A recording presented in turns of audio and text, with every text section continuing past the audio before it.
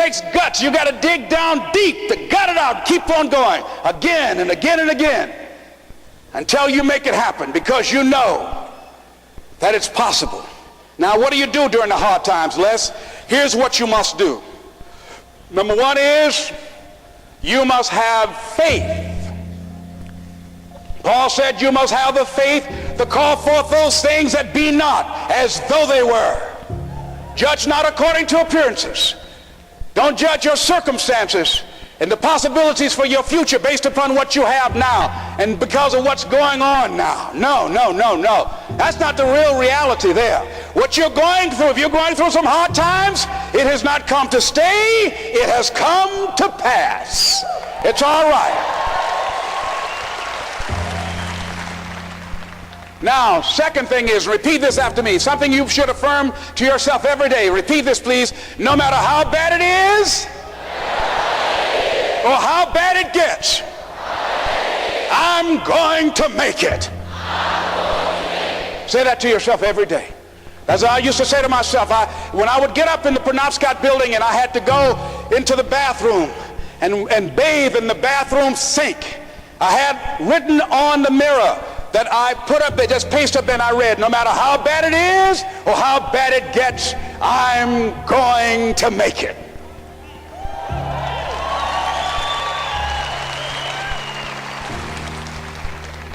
So you got to have faith. You talk to yourself, you say that affirmation. The next step is you must have patience and engage in consistent action. Patience and engage in consistent action. See, everything does not always happen, ladies and gentlemen, when we want it to happen. It doesn't happen quickly. So in that process, they have something in the Far East called the Chinese bamboo tree. The Chinese bamboo tree, every day it has to be watered and fertilized. It's a very hard nut, and it takes 5 years of watering and fertilization every day, according to American Geographics, before it breaks through the ground.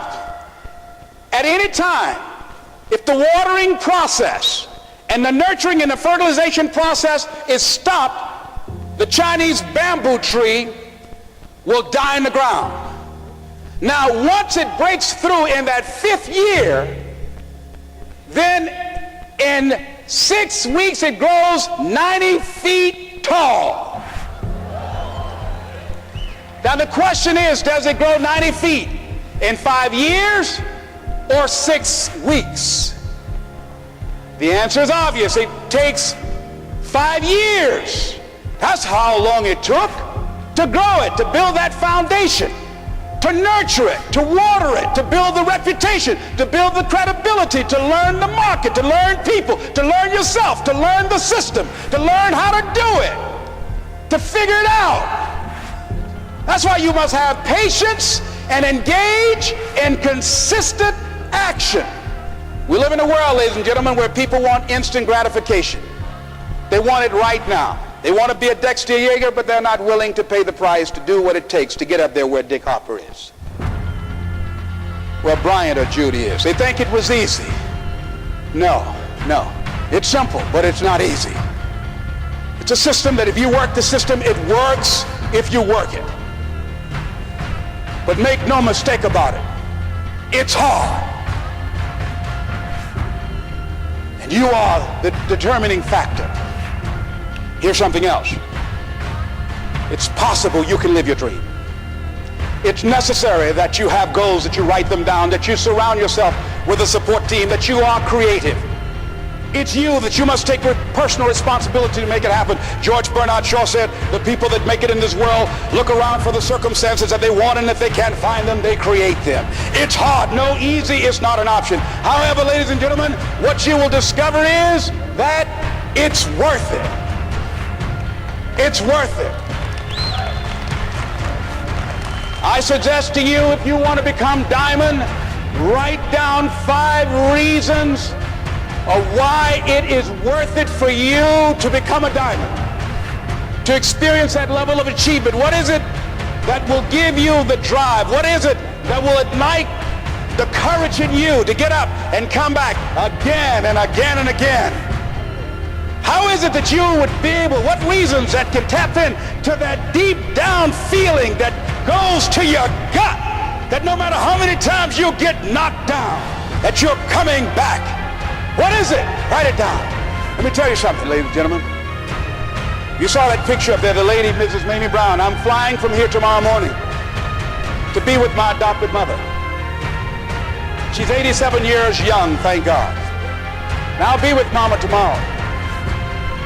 Every Mother's Day, I don't care where I am. I go home Mother's Day. Everybody knows November 6th, my mother's birthday, I'm home. And I try to go home as often as I can. When I started and left Miami pursuing my dream, because I knew that as long as you work for someone else, they are controlling your destiny. I didn't want anybody signing my paycheck but me. I knew that it was going to be difficult. I knew it was going to be hard. But every time I thought about giving up, and there were times I did, because where I am, ladies and gentlemen, it's a long shot. You think being a diamond is a long shot. This is a miracle. This is a long shot. And I had people laughing at me. Les, you're talking about being a motivational speaker? You have no college training. You were labeled educable mentally retarded. You failed twice in school. They put you back from the 5th grade into the 4th grade, and you failed in the 8th grade. You've never worked for a major corporation, and you are going to become independently wealthy. Right. They laugh. They're going to laugh at you. People are going to laugh at you. Well, let me tell you, I believe in revenge like Frank Sinatra. He said the best revenge is massive success.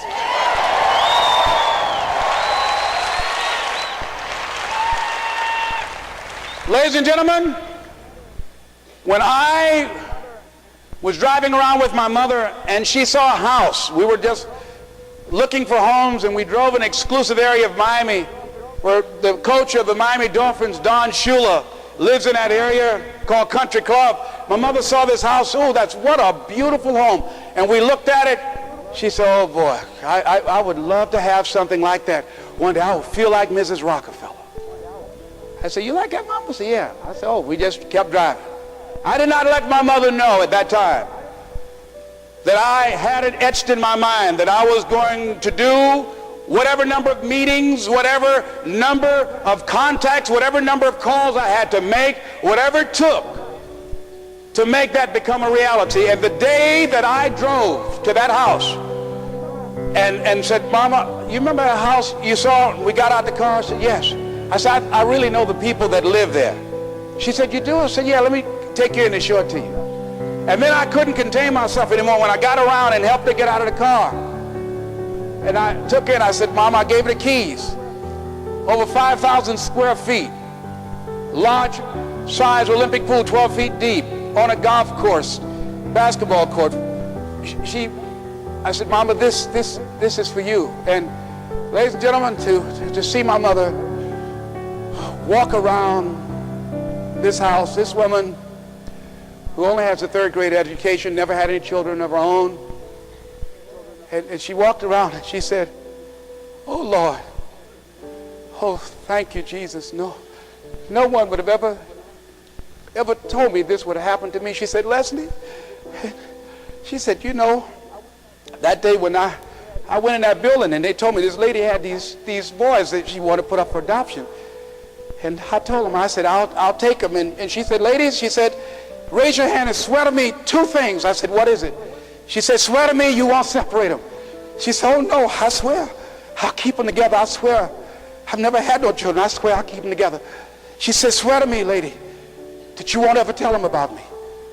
She said, I'm married and I got pregnant while my husband was at war. She said, swear to me you won't tell. She said, I swear I won't tell. She said, okay, you can have them. She said, when I came out that house, I was looking at y'all. She said, I didn't know how I was going to do it. She said, I was working at the M&M cafeteria. She said, I didn't know how I was going to raise y'all. I just knew somehow the Lord would make a way somehow. And I never thought this would happen to me.